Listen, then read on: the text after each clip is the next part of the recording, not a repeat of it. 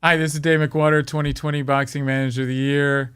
And when I listen to podcasts, I listen to Chris Gotti and Don Dinero on Giving Them the Business.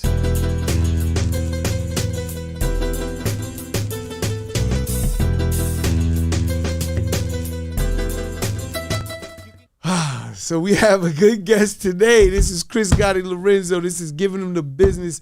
And I want to thank everyone for liking, sharing, subscribing. Please keep going. We're going to keep delivering great content for you and giving you information on businesses you might want to know about. My partner, Don Dinero. You already know, Don Dinero, Mr. Money for the Gringos. Que vola. Yes. Que vola, que vola. So here we are. We have a great show today with a dear friend. He's Boxing Manager of the Year. Will be again. Incredible guy, super smart. I love him. Owns bars and all types of things. We're going to talk about everything. David McWater, man. Thank you for coming, man. Thank you. Thank you for having me, Chris. Yeah, I appreciate it. David's shy, but we're going to pull it right out his ass today. Pause. You know, and again, I want to just start by saying thank you for real, because I appreciate you coming on. And these are the interviews that kind of educate others that might want to do something you're doing, even if it's a bar or managing boxes or anything in between, like poker or anything like that. Because when they see people like us, and they always say, I always tell them, if I could do it, you could do it. I believe that wholeheartedly. Anyone could learn anything with the right amount of time, education, put into something, and care and dedication. So this is why I do this podcast. This is what we do it for. So if I was to ask you, let's start. You're a native New Yorker. No, I'm not. I'm from Oklahoma. Oklahoma. I moved here when I was 18, though, to go to college. 18. What school did you go to? NYU. NYU, great school, man. They wanted me to run a program there, a curriculum for music. I just didn't set it up and do it. I should have did it. Yeah, they own the whole world now. I know. They're big.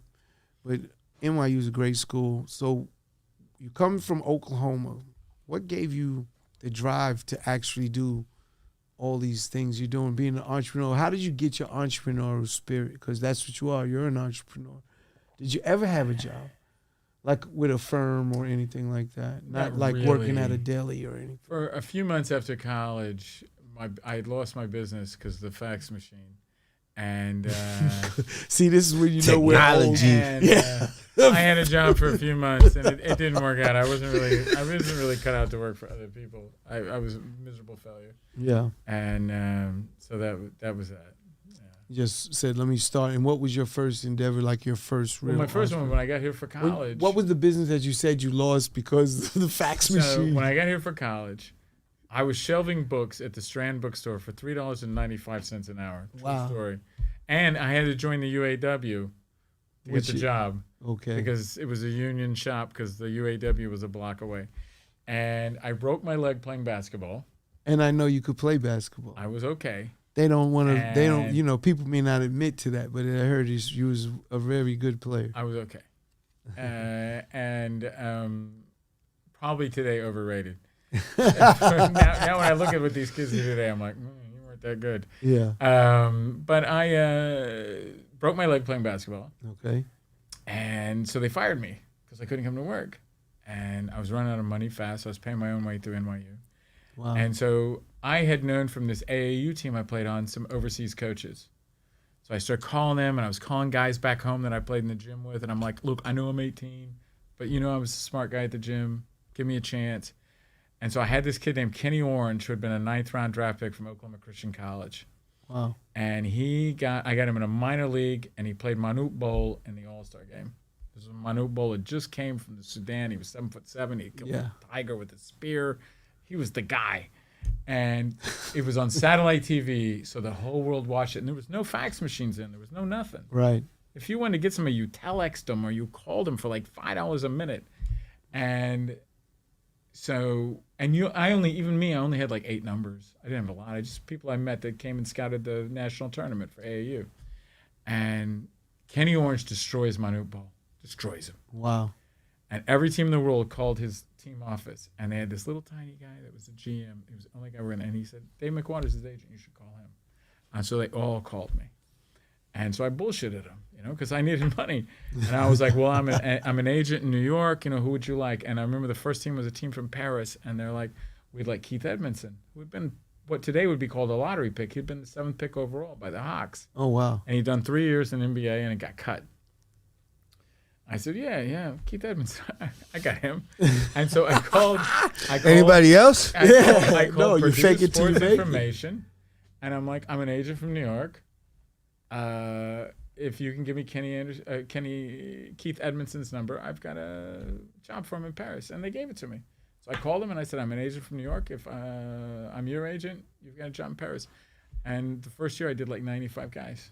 Wow. I had people all over the world. I was one of the biggest in the world. And then... as an agent, Yeah. a sports agent. yeah, and I was just a kid working out of a dorm room. So How old were you at that time? 18, 19. And that's what I was going to ask, because to be an agent, did you take any tests or anything? No, because... Is it because it's international? Right. So I couldn't be an NBA agent. And Right. I actually could... Today, I could be an NBA agent. But back then, you had to have a graduate degree.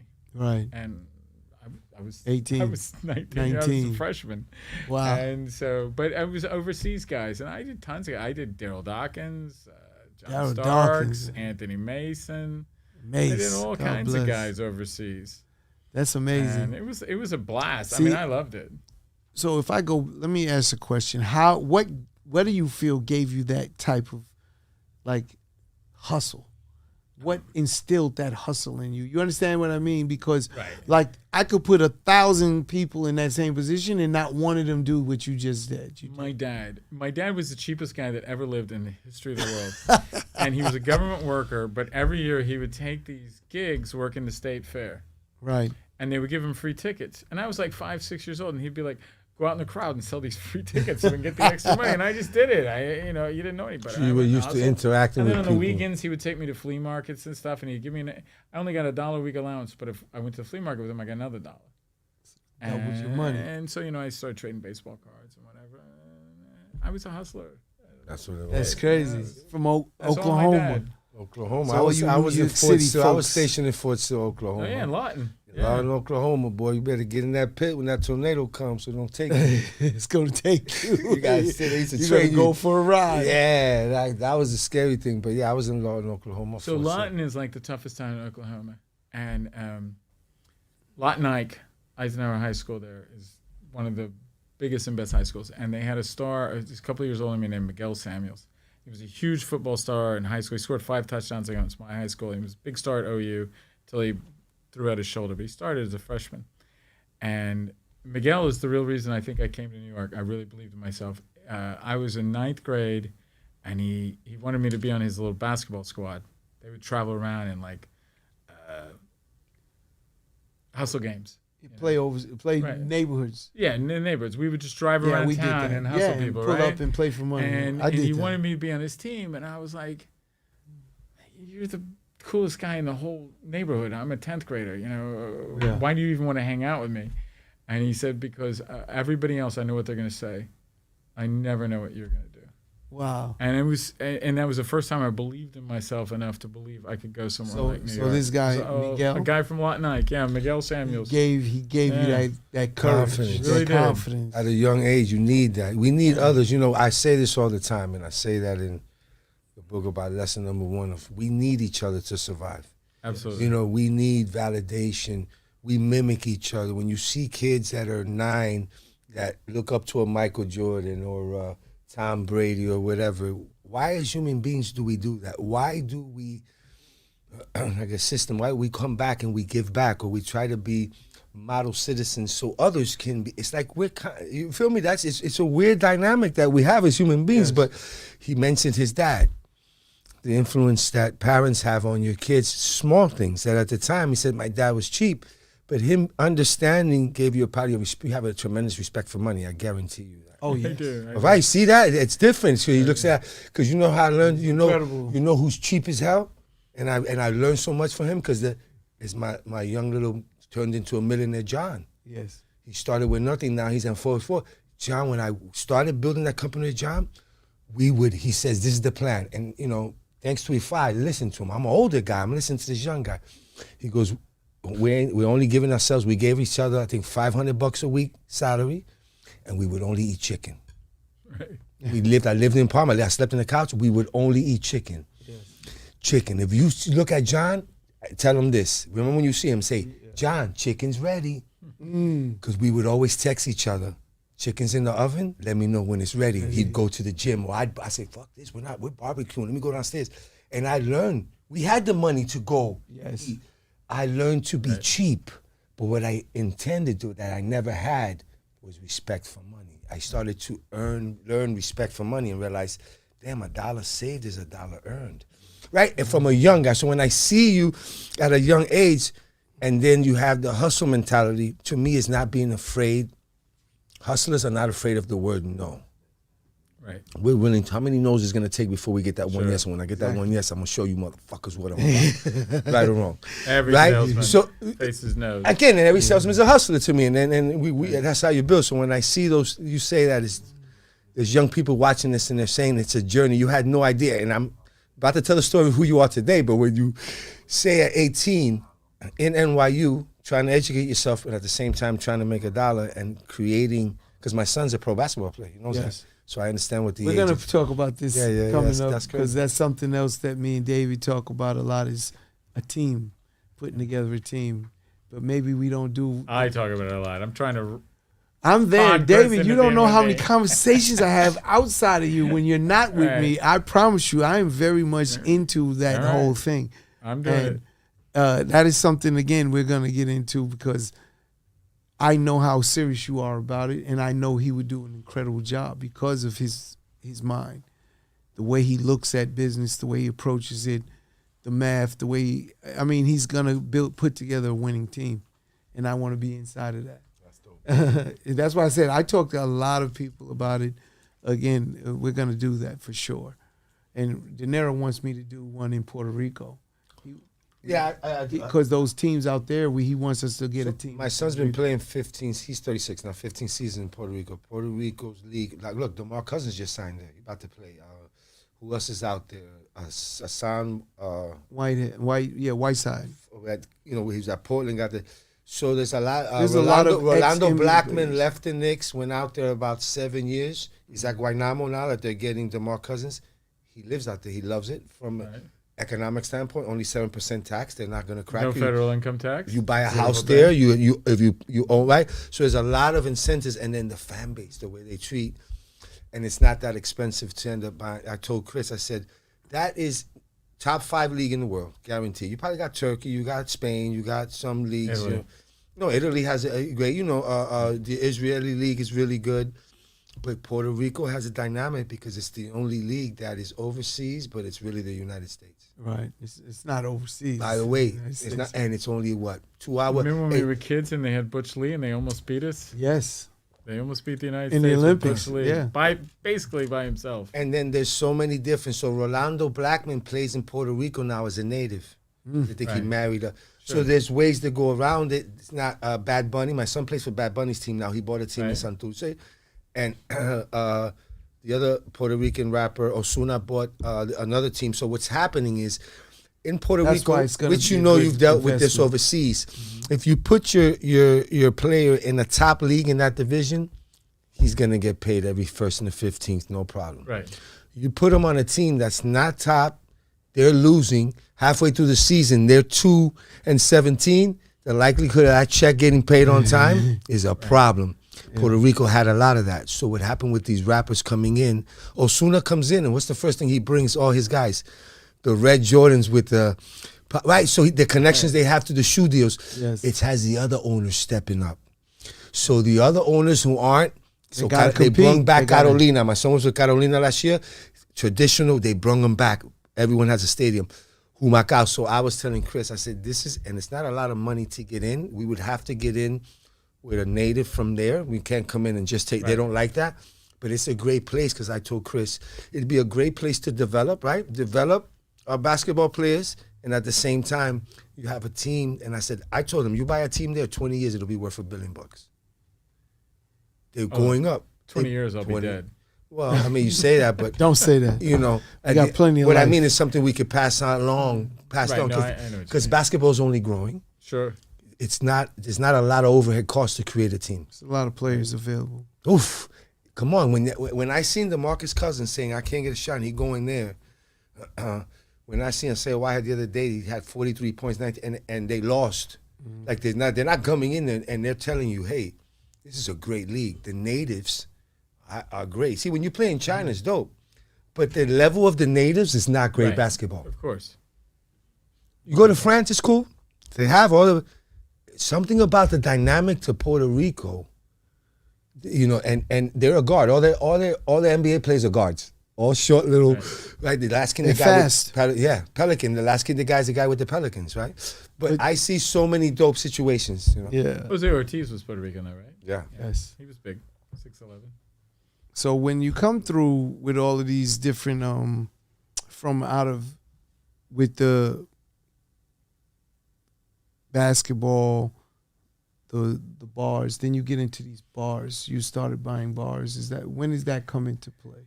The fax machine. The fax machine made the world Forced small, and I got forced out of business. Basically, all of a sudden, everybody was giving guys money. It wasn't enough to just have jobs, and so I was sleeping with a bartender. And I was going to auctions, and I would buy and sell everything. Whatever it was, they had furniture, whatever. I'd just buy and sell it the same day. Yeah. And had bought a few. My neighborhood was changing. It was gentrifying. On the outskirts of gentrifying. But I would buy these bars or lease them and then flip them like the same week. So I bought this Italian restaurant, and my girlfriend her boss was gonna lose his lease, and she said, let's open it, and that's Coyote Ugly. And so Lil and I opened Coyote Ugly, and then not long afterwards, we broke up and I sold out.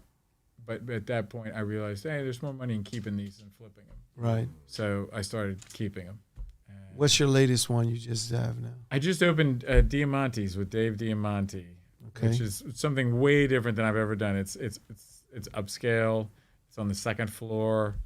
It's right across the street from Madison Square Garden. So it's very different because I've always opened regular bars. Yeah. So we were on corners. We were on the ground floor. It was. It's funny because I literally met you because my brother-in-law David Rabin. That's right. Owning a bar, and he mentioned you, and that's how we actually met through Dave. He was telling us in the poker. He mentioned us because we were both degenerate poker players. Yeah. Yes. Dave Rabin and I were very Shout close. out David. Dave was the king of the nightclubs when I was the king of the bars, and so we were political allies. Yes. And Dave was always president of the Nightlife Association. I was vice president, and he's a wonderful guy. Yeah, Dave's a great guy. But that's how we met. We met because of that. First time we met was the charity poker tournament at Lotus. At Lotus, that's right.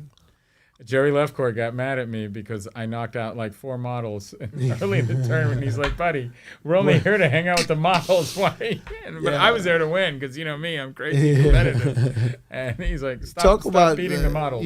Talk about a little bit about poker. We don't have to stay long because you are a very formidable poker player compared to the average player or even professional players. I was. I don't know if I am anymore. It's like riding a bike. Back in the old days of the Mayfair Club, I was the best middle stakes player they had. And Mike Schickman, who owned the place, was my first rabbi. He loved me, and he backed me on deals. Steve Zolotow, who was the most famous player there, has been my partner for 30 years.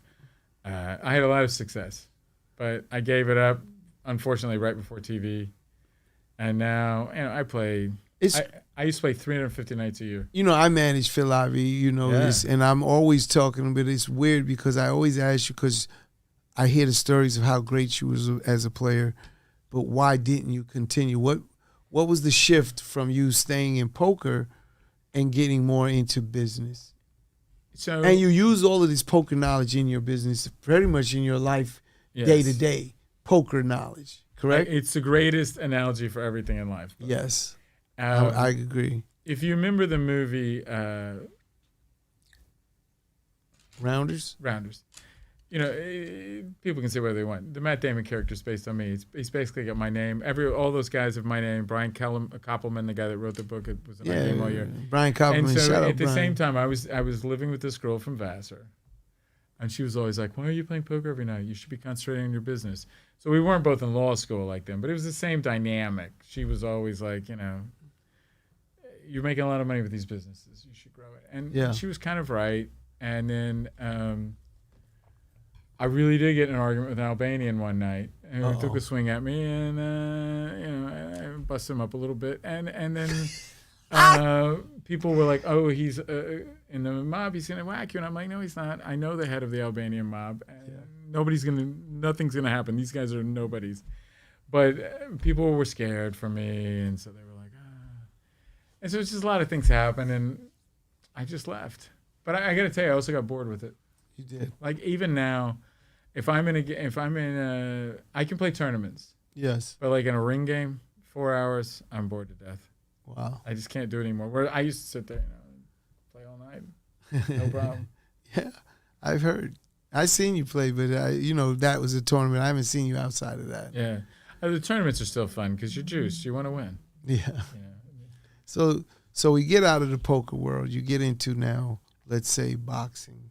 Let's get into this boxing because I love boxing. It's one of my favorite sports. I was in it. I'm not in it as much as I used to be from a manager standpoint. And the challenges of a manager. How many fighters do you have? I don't know. You're well over 50. I think we're over 80. Over 80 fighters. But I think we're less than 100. I don't honestly know anymore. It was challenging enough for one. I cannot imagine 80 fighters in all of their, egos, which they have to have. Right. That's what makes them great. Absolutely have to have it. That's what makes them great.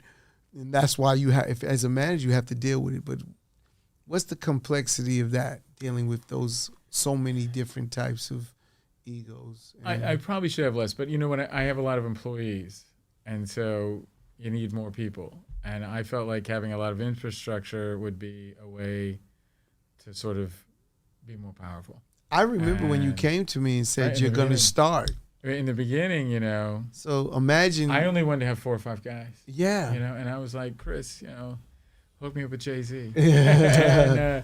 And that's, I really thought, if Jay-Z takes 4 or 5 guys, because I was retired. I'd sold most of the bars, and I was retired. I thought I would do. You're never going to retire. I thought I would grow old gracefully, but I didn't. And so then I got into this boxing. I thought, well, it'll just be a hobby. And then the competitive gene took over. Yes. Before I knew it, 2016 Olympics came around. I signed all those Olympians. I signed half the Olympic team. Yeah. And I was like, this is it. By the way, shout out to Barry Switzer, who I just spent 2 weeks ago. I spent 3 hours Cowboy with coach Barry Switzer, who was my childhood Oklahoma hero. legend. And I told him this story, and it's true. So the 2016 Olympics come around, and I signed Antonio Vargas. We were nobodies then. I was 2 years in the business. He had won the Pan Am Games, and he was on the Olympic team. And I had this one guy working for me, Joe Quiambo, Filipino kid from the Long Island, great kid, beautiful family. That's my guy, Joe. And yeah, I love Joe. So Joe says to me, "How did you sign Antonio Vargas?" And I said, "Well, Barry Switzer wrote this book, Bootlegger's Boy. And if you read it, it teaches you all about recruiting." I'm just messing with him, I'm like, it teaches you all about recruiting. So he's great. So then I signed Charles Conwell, Olympian. Yes. Won everything. Everything you could win, he won. And he goes, "How'd you sign Charles Conwell?" I said, "I told you, Bootlegger's Boy, right?" So then I signed Teofimo Lopez. Yeah. And Joe calls me Teofimo's up a beast. and he says, "What's the name of that football coach? I want to read his book." Oh my God. So that's the great Barry Switzer. Yeah. He's like, "Wait a minute, you got too many. I got to read this book." But that's what happened. And after that, it was just downhill. I mean, we just started, everybody wanted to sign with us. And it's a domino effect. Most of them are great kids. Yeah, 95% of my clients. How are hard is kids. it to manage that many fighters? It's a lot of work. I used to call them all because their problems become your problems. No? Yeah, kind of like quickly. And, some are more challenging than others, and sometimes we're probably too nice. Criteria to sign. What interests you to grab a fighter, or do usually they come before? Right. What makes you say that's the one? So Or they usually bring your fighters and say, like, you have people out there looking for them, and all of a sudden, they say, hey, take a look at Bobby, and you'll know from the minute, hey, this is something I might be interested in. So I'm a little different in that way. So analytics, like what they do with baseball, I'd always done that stuff. I did some work in analytics for various big league teams as a consultant, and I loved that stuff. And boxing, never had it. Boxing's 100 years behind every other sport. Sure. And so I did all this analytics, and then I started going to the national tournaments. And I thought all the big guys were going to the national tournaments. I didn't realize nobody goes. Right. I'm the only one. And that's how I started signing all those guys. But that was my criteria. I made these deals, and if I think a kid has a 30% better chance of fighting for a world title in his career, I'll sign him. The So average that's your prospect number. is He's a numbers 10%. guy. No, I'm math I'm from trying to poker, figure too. out, but there's a different number for every. So he has a magic number in have his a head magic number. that says will work now- every time. I go to the He can't give that tournaments, number. No. and if you're a total screw up, maybe I'm interested in a number higher. If you're a great kid and I like you, and How do your you family, measure? Maybe I measure a little bit below. How do you measure heart? Well, Because in yeah. boxing, that is a big part. No? So Do you find that is a big part in boxing? there were 6 guys between 84 and 2013 that had made it sort of the gold ring, right, of amateur predictability for success. One is Floyd Mayweather, Yes. greatest fighter of his Yes. generation, made Yes. more money than anybody ever, right? Michael Jordan. One is did that shit. Deontay Wilder, heavyweight champion, made a lot of money. Hey, money. Probably if he'd been true to himself personality-wise, could have made more. Right? Yes. One was Demetrius Andrade. Okay. Bad management, mediocre promotion, but still a world champion, did okay for himself. One is David Reed, who at 18 was a world champion, could have been one of the greatest fighters ever, fights Trinidad, gets his cornea tone. It's all over. Yes. But so the injury, right? Now one is Ricardo Williams. Wow. Biggest bonus ever, $1.2 million from Lou DiBella back in the Showtime days. Drugs. Gets arrested selling cocaine. Wow. Right? And then the last one is Devin Vargas, who did all the mistakes. He had substance abuse problems. He had his dad as a manager, a trainer, everything. He never signed with a real promoter. He did all this. So if you look at these guys, what are your problems? Injury, David Reed. Bad character, Right. Ricardo Williams. Bad life decisions, Devin Vargas, maybe Right. even Demetrius Andrade. So I can take care of your bad life decisions. I can make sure you're with the right manager. I can make sure you're with the right promoter.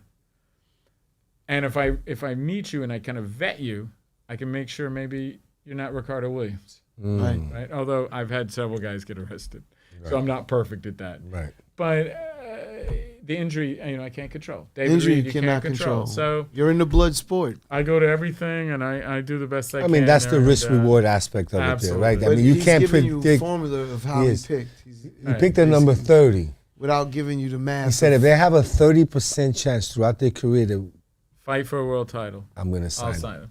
Yeah. Anybody gets over that. At 50, we're chasing you down the hallway. We're like army recruiters in high school. Yeah. We're chasing you. Yeah, yeah. Oh, if If your he's at number is 50, Yeah, if your number's 50, he's got he's flipping the coin. Yeah, This yeah. guy could be the shit. 50%. At 50, we're We're going all out. Right. Oh man. But the really, like Shakur, Charles Conwell, Teofimo, those guys were all 70 plus. Yeah. It's a big ass number. And Like Andre Ward. And was this is only hold like on. a 70. 70 but you're the plus- only one doing that. I'm You're the only guy doing it. you're saying so you know you have a number that no one else has. Well, he has. It's not just a number; it's a way to get to a number. Like he has a formula or a system that he says you check off these boxes, and this is what the Your result worst- is. you're- I'll take a chance. At And you 30, and I'm you taking think a I'm chance telling you on you. wrong when I tell you the guy's a brain. This is No, I'm listening. I'm learning at the same time because I like remember how Steel Sharp. I love to be around. course. To us, I say like I spoke to the kids in high school. Being smart is gangster to us. That's what I like. You know what I'm saying? So you're saying minimum 30%. I'm taking a chance on you, especially if I like you. You got good character. You got a shitty character. You might not. Problems at 30. It's not worth the risk. If you're at 70, well, he wouldn't get to that number probably. But listen, he said those guys were 70. So if the guy's at 70 and you know he's At 70, if he's chopped up his mother and eaten her, I'll probably still take doesn't his matter. Doesn't matter. Hey, that's what I'm saying. At 70, you can have, as long as when you step in that ring, you're an animal, I'll take care of all your other problems. Yes. Okay, so that's all right. So it's true. It's what they say. You could probably ask Barry Swish in that book. You're not going to treat everyone the same. You're not treating your star quarterback. Your star quarterback can show up late for practice, but that backup linebacker better be there early. That's right. Right? Hey, So the it's backup kinda, linebacker has to turn into that, and then you treat him different. You know, going back Obviously, to yeah. basketball, Mike Fratello, when I first got forced out as agent, I thought I wanted to be a coach, and I went to a Mike Fratello camp. Okay. And somebody asked him, they said, you know, what do you do if Dominique Wilkins is late for the bus? And he says, you know, I go on, I look at my pad, I say, oh, I forgot X, Y, Z. I go back in my office, and I don't come back until Dominique's got on the bus because I don't want to be in a situation where I have to find Dominique Wilkins. And that's exactly what you're talking about, right. you know? You got to be smart about that. You got to be smart about Now, it. if you're the third string point guard, 12th man. so now when you $5. find a 70 guy, You better get Uber. find a 70 guy, incredible character. He wants to. He's got that Kobe mentality. Now that's a whole different ballgame. That mentality is CEO mentality. Again, that's probably something that these younger kids, if they've never been through it, don't even understand how to put that formula together, that way of thinking. And that's why that's so powerful, because that's what you're giving. And when you just said it, it's like you're showing the reason why, and there's math behind it, which is we know is what we want. We want to have math behind all of these decisions, which goes back to when we talked about poker. Poker's decisions with him is all about math, money in front of you, how much is in the pot. All of those things come back and there's into some bluffing involved too, right? Well, Poker. bluffing, yes, but it's all based on. Poker. I'm a dominoes guy. But I'm ignorant to poker. Listen to me, I gotta do bluffing my is life. based on all of that as well. It's the way, and it could be tells of how you moved. You know, when I first moved to this neighborhood, there was Domino's on every corner. Yes. South of Houston Street, every corner, Domino's all day long. It's awesome. This neighborhood was really cool when I first moved there. You know, I mean, it's changed, but I think this neighborhood has gotten is incredible. It's right not now. bad. I'm not complaining. Yeah. I don't want to be old fogeyism. But it was. It's not the same, It but was it's different. Yeah, it's and different. It was, and they were so cool. The people were great too.